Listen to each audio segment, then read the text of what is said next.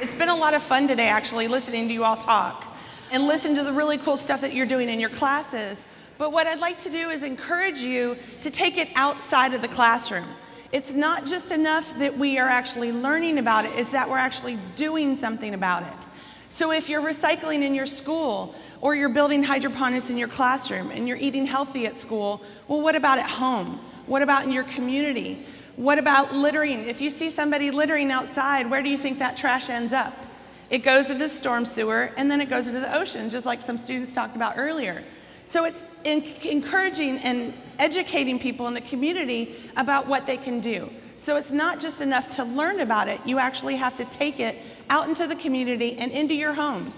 If you go home and your parents are leaving lights on in rooms, or you guys are leaving lights on in rooms where there's nobody in there, you turn off the light and actually make that change and then spread the message.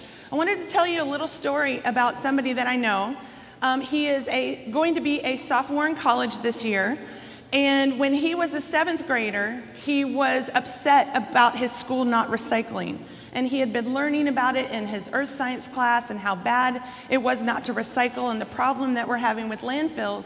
So he went to his teachers, he went to his parents and said, I want to do something about it. So he started his school's green team. They greened the school, but then that wasn't enough for him. He wanted to green his community because when he left school, he saw people not recycling out in the community.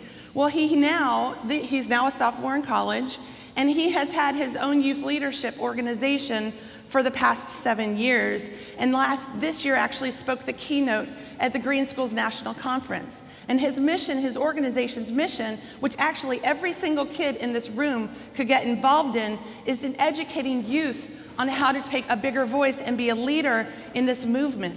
Because adults, some of us are not going to change. Some of the older adults, we're not going to do things differently.